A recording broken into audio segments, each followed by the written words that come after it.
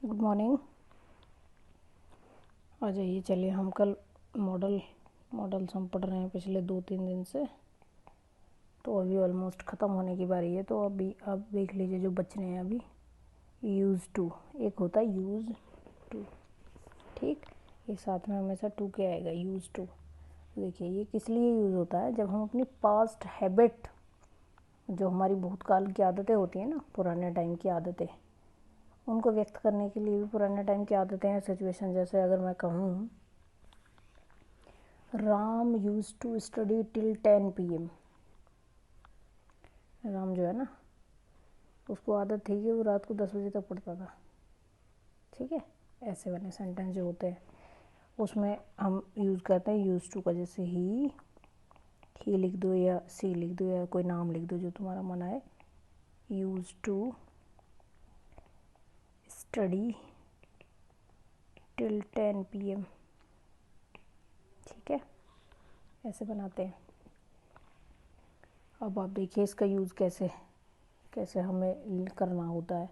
Affirmative यानी कि जिसे मैं कहती हूँ सिंपल, है ना, उसमें कैसे होगा।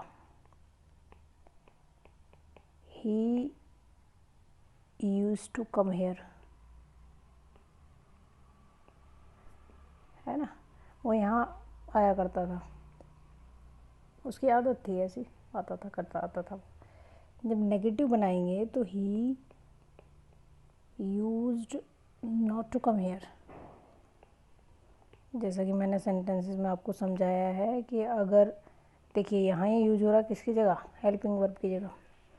सब्जेक्ट के बाद में हेल्पिंग वर्ब आती है ना, मॉडल वही तो हैं, हेल्पिंग वर्ब ही हैं मॉडल भी, जो कि सेंटेंसेस में नहीं आ पाए थे, जो उससे अलग रह गए थे, उन्हें मॉडल्स कह दिया गया, ठीक है। आप ऐसे समझ लीजिए, समझना ही तो है।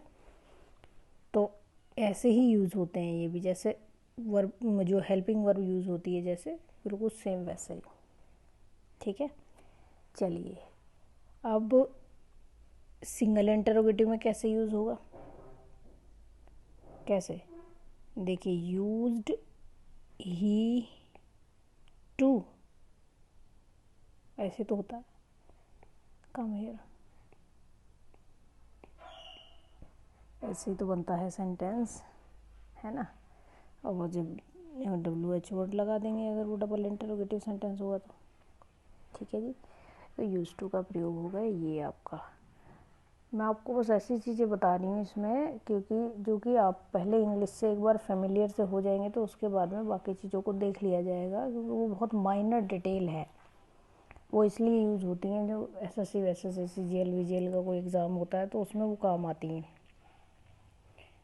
इंग्लिश का, ठीक है। तो इसलिए अभी मैं आपको उतना बता रही हूँ जितना आपके काम का है, ठीक। अब आ जाइए, दो और बचे हैं, एक का नाम है डेयर और एक का नाम है नीड। आज ही ख़त्म ही हो जाएगा।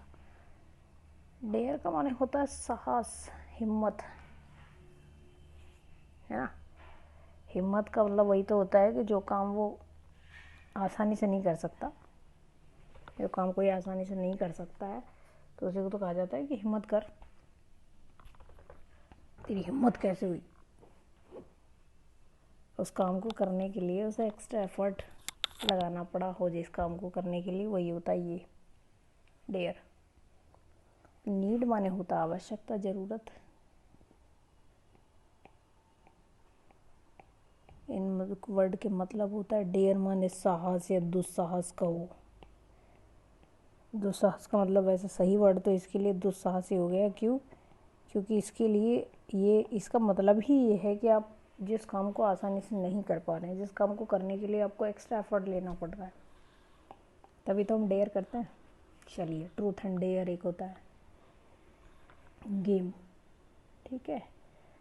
तो ये जो दोनों हैं इनका प्रयोग मॉडल की तरह भी होता है और मेन वर्ब की तरह भी होते हैं ये यूज, यानी कि इनका अपना भी कोई मतलब है और कई बार ये हेल्पिंग वर्ब की तरह भी यूज़ होते हैं और कई बार ये मेन वर्ब की तरह भी यूज़ होते हैं। और हेल्पिंग वर्ब और मेन वर्ब का मैंने आपको बताया था क्या होता है, ठीक है। मेन वर्ब वो जिसमें आपको कोई एनर्जी मिल रही हो या आपकी एनर्जी जा रही हो, और जो वाक्य में मुख्य कार्य को दर्शा रहा हो, मुख्य क्रिया को दर्शा रहा हो जो शब्द, वही हमारा मेन वर्ब होता है। समझ गए बात को? तो ऐसे यूज़ होता है। अब देखिए मेन वर्ब की तरह कैसे यूज हो गया, ही नीड्स मी, उसे मेरी ज़रूरत है। देखिए सेंटेंस किसका है, ये किसका सेंटेंस है, ये प्रेजेंट इंडेफिनिट का। ऐसा आ रहा है नीड्स में, नीड में, ही नीड्स मी। तो यहाँ ये यूज़ हो गया कैसे, जैसे मेन वर्ब की तरह, जैसे मेन वर्ब आती है वैसे। ठीक है, अब देखिए मॉडल की तरह यूज़ कर लीजिए। You need not come tomorrow.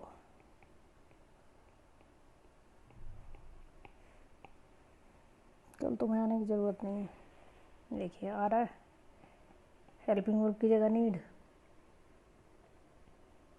ठीक है, तो इनका प्रयोग ऐसे भी होता है ना। अब देखिए, अब नीड का हेल्पिंग वर्ब की तरह तो देख लिया आपने, आप इसको मॉडल की तरह देखिए। I need to help him, मुझे उसकी हेल्प करने की ज़रूरत है। समझ में आ रही है बात? ऐसे यूज़ होता है, आपको धीरे धीरे यूज़ हो जाएगा, याद ये समझ में बात आ जाएगी। लेकिन ऐसे सेंटेंसेस आपको बनाने पड़ते हैं, तब जाके ये बात बनती है, ऐसे समझ में ये नहीं आते हैं। ठीक है जी, तो आप इनको बहुत ढंग से अब अपने तरीके से बहुत सारे सेंटेंस बना के देखिए। ऐसे ही बनाइए सेंटेंस हिंदी में पहले, और फिर उनको इंग्लिश में ट्रांसलेट कीजिए। तो बहुत सारी चीज़ें ना आपको ऐसे ही आ जाएंगी अपने आप ही समझ में, है ना, क्योंकि इंग्लिश सेंस पे चलती है। ठीक, और भाई सेंस का अपना सबका एक दायरा होता है, सब अपने तरीके से सोच सकते हैं ना चीज़ों को, इसीलिए इंग्लिश में इतना वेरिएशन होता है। देखिए आप सोचते होंगे सारे अंग्रेज एक जैसे इंग्लिश बोलते हैं, लेकिन ऐसा नहीं है। अमेरिकन इंग्लिश में उसी बात को कुछ और कहा जाता है, इंडियन इंग्लिश में उसी बात को कुछ और कहा जाता है, ब्रिटिश इंग्लिश में उसी बात को किसी और तरीके से कहा जाता है। ठीक, तो अलग अलग अलग अलग सब अपने अपने तरीके से बोलते हैं, क्योंकि ये सेंस पे जो चलती है। कुछ तो नियम हैं जो पर्टिकुलर हैं, जो हर जगह एक जैसे हैं, वो नहीं बदलते। जैसे सेंटेंसेस के नियम है, वो यहाँ भी ऐसे हैं, वहाँ भी ऐसे हैं, हर जगह ऐसे ही होंगे। ठीक है जी, चलिए तो आप इसको यूज़ करिए। डेयर, हाउ डेयर यू, कहते हैं ना तुम्हारी हिम्मत कैसे हुई। ठीक, तो ऐसे करके आप चीज़ों को देखिए और समझने की कोशिश कीजिए। अगर कोई दिक्कत आती है तो आप मुझसे एक बार पूछ लीजिएगा। ठीक है, चलिएगा, thank you very much. Model ख़त्म हुए।